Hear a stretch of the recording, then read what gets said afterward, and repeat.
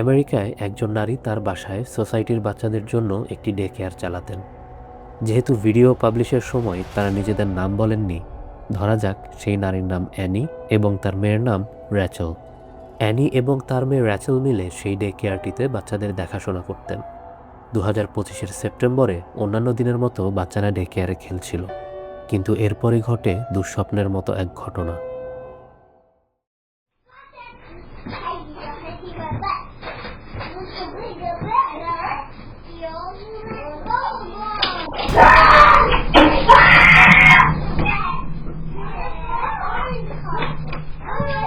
What happened?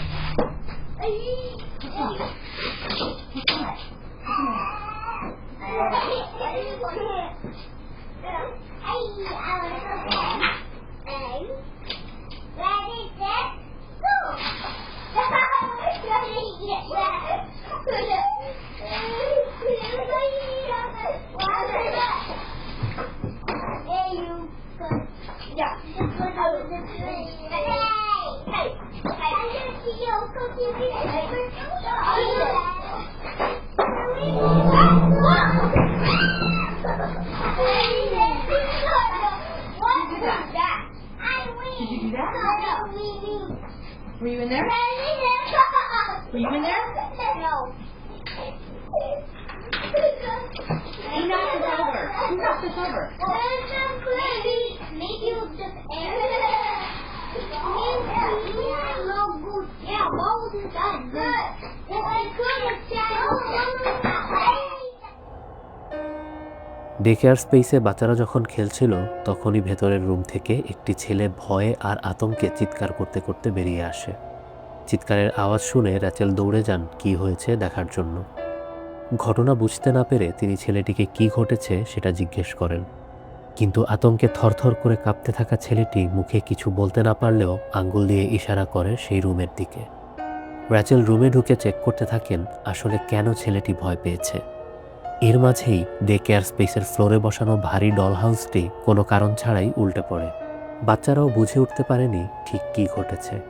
উল্টে পড়ার আওয়াজ শুনে র্যাচেল দৌড়ে এসে বাচ্চাদেরকে বারবার জিজ্ঞেস করেও কোনো সদুত্তর পাননি। পরবর্তীতে ডে কেয়ারের সিসিটিভি ক্যামেরা চেক করে তিনি পুরো ঘটনাটি আবিষ্কার করেন। ভিডিওটি টিকটকে পোস্ট করার পর কমেন্ট সেকশনে ভিউয়াররা এমন একটা ব্যাপার পয়েন্ট আউট করেন যেটা র্যাচেল নিজেও খেয়াল করেননি।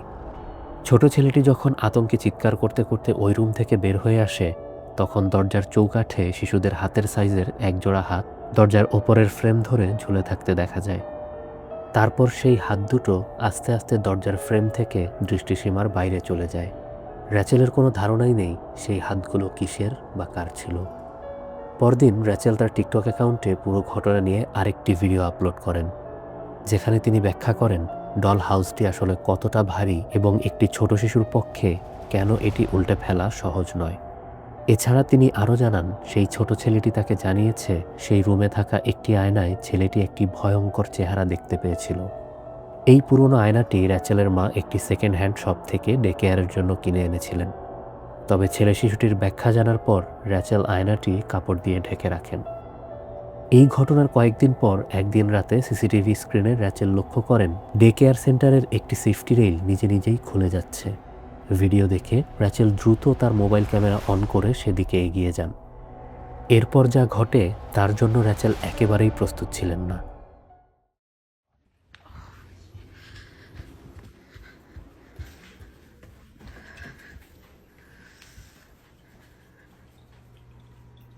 Holy That's creepy.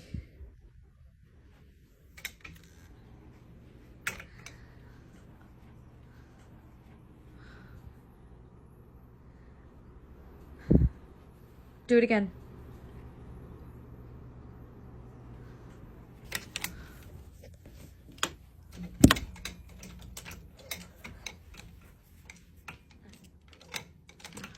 Like, yeah, okay.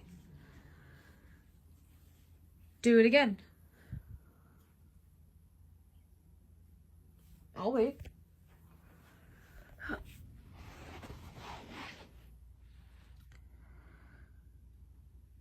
Do it again.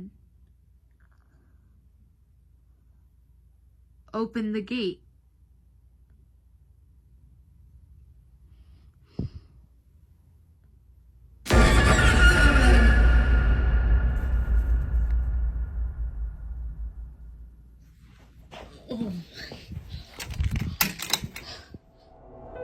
Safety rail খোলা দেখে র্যাচেল সেই অদৃশ্য উপস্থিতিকে বারবার বলতে থাকেন রেইলটি আবার খোলার জন্য।